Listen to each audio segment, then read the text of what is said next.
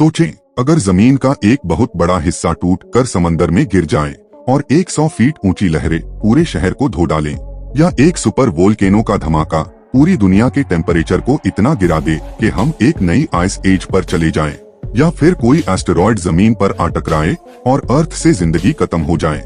ये कोई science fiction कहानी नहीं, बल्कि नेचुरल थ्रेट्स हैं जो इंसानों की जिंदगी को एक झटके में खत्म कर सकती हैं। मेरे YouTube चैनल पर एक बार फिर से आप सबका स्वागत है। दोस्तों, आज हम बात करेंगे अर्थ पर ही मौजूद 4 सोए हुए नेचुरल डिजास्टर्स की, जो दुनिया को तबाह करने की पूरी ताकत रखते हैं। साइंटिस्ट के हिसाब से इन नेचुरल डिजास्टर्स का आना तो कंफर्म है, लेकिन सवाल ये है कि कब। सबसे पहले बात करते हैं डूम्सडे ग्लेशियर की। वैसे तो इसका नाम थ्वेट्स ग्लेशियर है, लेकिन इसे डूम्सडे ग्लेशियर भी कहा जाता है। ये तो हम सब जानते हैं कि समंदर का लेवल दिन ब दिन बढ़ता जा रहा है और इंसानों के लिए नए मसले खड़े हो रहे हैं। लेकिन आने वाले चैलेंजेस कितने बड़े होंगे और हमारे पास उनसे बचने के लिए कितना वक्त बचा है, ये सब डिपेंड करता है इसी डूम्सडे ग्लेशियर पर। अंटार्कटिका के वेस्ट में मौजूद ये ग्लेशियर कई जगहों पर 1 किलोमीटर से भी ज्यादा गहरा हो जाता है, यानी जितनी ऊंचाई बुर्ज खलीफा की है उससे भी ज्यादा गहरा होने के साथ साथ ये 120 किलोमीटर तक फैला हुआ है, जो इसे दुनिया का सबसे चौड़ा ग्लेशियर भी बनाता है। 1,92,000 स्क्वायर किलोमीटर के एरिया में फैला हुआ ये ग्लेशियर इतना बड़ा है कि इसके अंदर पूरा फ्लोरिडा भी फिट आ जाए तो भी कुछ एरिया बच जाएगा। पिछले 3 सालों से ये ग्लेशियर पूरे अंटार्कटिका के मुकाबले में काफी तेजी से पिघल रहा है, जो अभी तक समंदर के लेवल को 4% तक बढ़ा चुका है। पर सबसे खतरनाक चीज इसकी लोकेशन है। थ्वेट्स ग्लेशियर पूरी वेस्ट अंटार्कटिक आइस शीट का है तो एक छोटा सा हिस्सा, लेकिन इसके पिघलने से पूरी आइस शीट के पिघलने का खतरा जुड़ा हुआ है, जिसकी वजह से आने वाले सालों में समंदर का लेवल 3 मीटर तक यानी 10 फीट तक बढ़ सकता है। और ऐसा इस वजह से है क्योंकि Thwaites glacier West Antarctic ice sheet के ठीक बीच में मौजूद है। एक्सपर्ट का कहना है कि वेस्ट अंटार्कटिक आइस शीट का सारा दारोमदार इसी ग्लेशियर पर है। अगर इसको रोका नहीं गया तो ये पूरे वेस्ट अंटार्कटिका को तबाह कर देगा, जिसकी वजह से साहिल पर मौजूद शहरों पर समंदर के पानी का राज होगा। इन शहरों में मुंबई, न्यूयॉर्क, जकार्ता, बैंकॉक और ढाका जैसे शहरों के नाम सबसे ऊपर आते हैं। यहाँ देखा जाए तो ये है अंटार्कटिक आइस शीट। ये बीच से काफी गहरी है क्योंकि सदियों से पड़ने वाली बर्फ इसे बीच से मोटा करती आई है। जैसे जैसे ये बीच से मोटी होती जा रही है, वैसे वैसे वजन की वजह से ग्लेशियर बाहर अंटार्कटिक ओशन की तरफ निकल रहे हैं। बाहर निकलते ग्लेशियर जिनके नीचे पानी होता है, इनको आइस शेल्फ कहते हैं। ग्लोबल वार्मिंग पानी और हवा दोनों को ही गर्म कर रही है, जिसकी वजह से ये दोनों साइड के आइस शेल्फ भी पिघल रहे हैं, पर अलग अलग रफ्तार से। क्योंकि अंटार्कटिका के ईस्ट पर जमीन का लेवल ओशन से ऊपर है, इसी वजह से यहाँ पानी ग्लेशियर तक नहीं पहुँच पाता और यहाँ बर्फ आहिस्ता आहिस्ता पिघलती है। लेकिन वेस्ट अंटार्कटिका अलग है। इसका ज्यादातर हिस्सा समंदर के लेवल से नीचे है। इसका मतलब ये है कि पानी इसके नीचे जाकर इसे मजीद कमजोर करके इसे तेजी से पिघला सकता है। यही वजह है कि वेस्ट अंटार्कटिका को क्लाइमेट चेंज के हवाले से दुनिया का सबसे अहम हिस्सा माना जाता है। फिलहाल ये आइस शेल्फ पानी के ऊपर लटक रहा है, जबकि इसके नीचे ओशन का पानी इसे खोखला कर रहा है।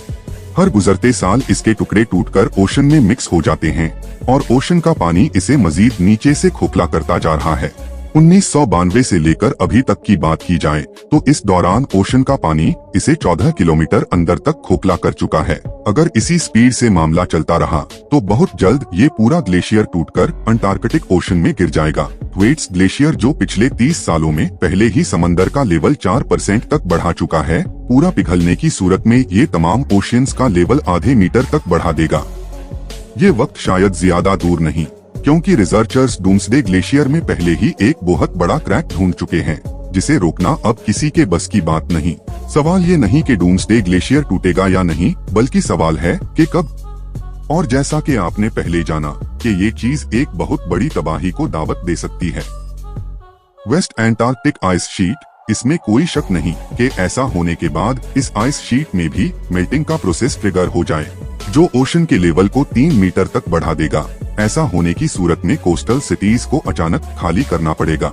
एक सर्वे के मुताबिक जो शहर इसकी जद में आएंगे, वहाँ फिलहाल 1 अरब से ज्यादा लोग रहते हैं। वो सारे लोग जब ऊंचे इलाकों में जाएंगे तो पूरी दुनिया का एक इकोनॉमिक डिसबैलेंस देखने को मिलेगा। इसके अलावा पूरी दुनिया के मौसम में तेजी से बदलाव देखा जाएगा, जिसमें खतरनाक सुनामी, हरिकेन्स और फ्लड्स बहुत आम हो जाएंगे। अब बात करते हैं येलोस्टोन सुपर वोल्केनो की। येलोस्टोन सुपर वोल्केनो अमेरिका के व्योमिंग स्टेट में येलोस्टोन नेशनल पार्क के अंदर है। ये एक एक्टिव वोल्केनो सिस्टम है जो दुनिया के सबसे बड़े और खतरनाक सुपर वोल्केनो में से एक है। इस सुपर वोल्केनो के अंदर बहुत ज्यादा मैग्मा यानी पिघला हुआ पत्थर भरा है। अगर ये फट जाए तो इसके असरात सिर्फ अमेरिका तक सीमित नहीं रहेंगे, बल्कि पूरी दुनिया को तबाही का सामना करना पड़ेगा। येलोस्टोन एक बड़े वोल्केनिक कार्टर के अंदर है जो लगभग 70 किलोमीटर लंबा और 50 किलोमीटर चौड़ा है, जो पुरानी वोल्केनिक इरप्शन के बाद बना था। एक्सपर्ट का मानना है कि ये सुपर वोल्केनो हर 6 से 7 लाख सालों में एक बार फटता है। आखिरी बार ये तकरीबन 6,40,000 साल पहले फटा था और उससे पहले 13 लाख साल और उससे भी पहले 21 लाख साल पहले फटा था।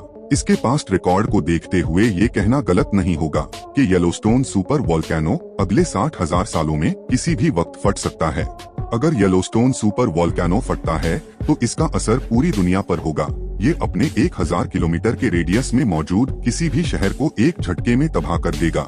धमाके की वजह से ये हवा में वोल्केनिक ऐश और सल्फर डाइऑक्साइड जैसी गैसेस छोड़ेगा, जिसकी वजह से पूरी दुनिया का क्लाइमेट बदल जाएगा। राख के बादल इतने घने होंगे कि अगले कई सालों तक सूरज की रोशनी जमीन पर नहीं पड़ सकेगी, जिसकी वजह से अर्थ का टेम्परेचर गिर जाएगा। इस फेनोमेनन को वोल्केनिक विंटर कहते हैं। फसलें उगना बंद हो जाएंगी और दुनिया भर में खाने पीने की शॉर्टेज हो जाएगी।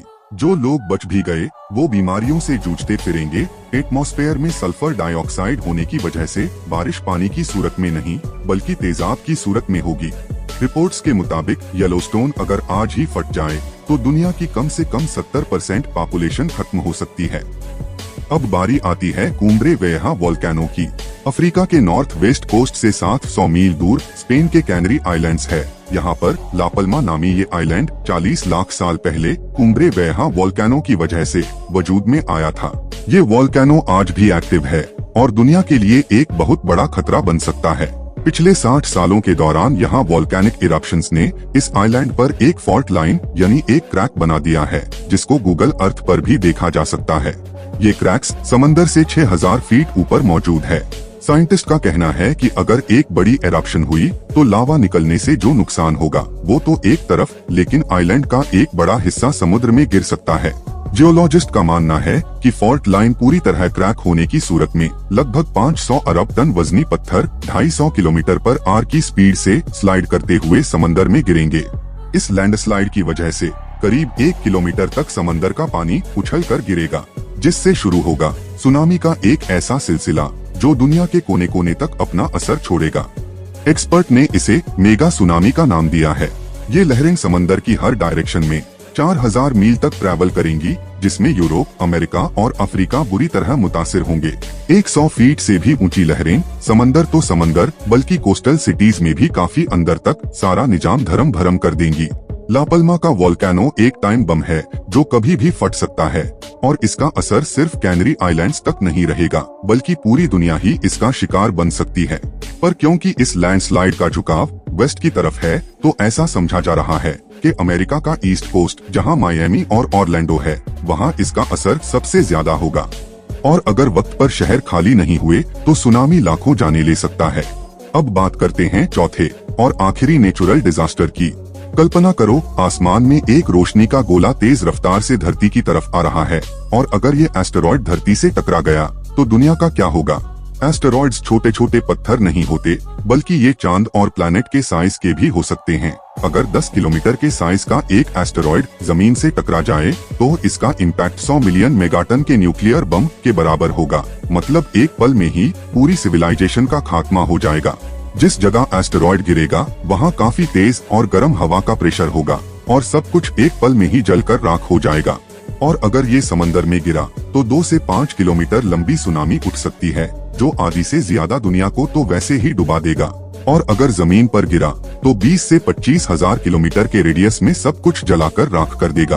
एस्टेरॉयड के इम्पैक्ट से हवा में धूल, पत्थर और ऐश इतनी तेजी से उठेगी कि सूरज की रोशनी भी जमीन तक नहीं पहुंच पाएगी। हर तरफ अंधेरा छा जाएगा, दिन और रात का फर्क करना मुश्किल हो जाएगा और टेम्परेचर इतना नीचे गिर सकता है कि एक नई आइस एज शुरू हो जाए।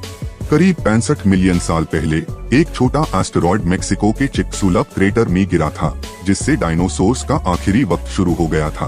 पहले सुनामी, फिर आग, फिर अंधेरा और फिर खाने की कमी ने इन्हें हमेशा के लिए मिटा दिया। अब सवाल ये है कि क्या हम सेफ है? नासा और दूसरी स्पेस एजेंसीज ऐसे एस्टेरॉयड्स को ट्रैक रखती है जो जमीन के लिए खतरनाक हो सकते हैं।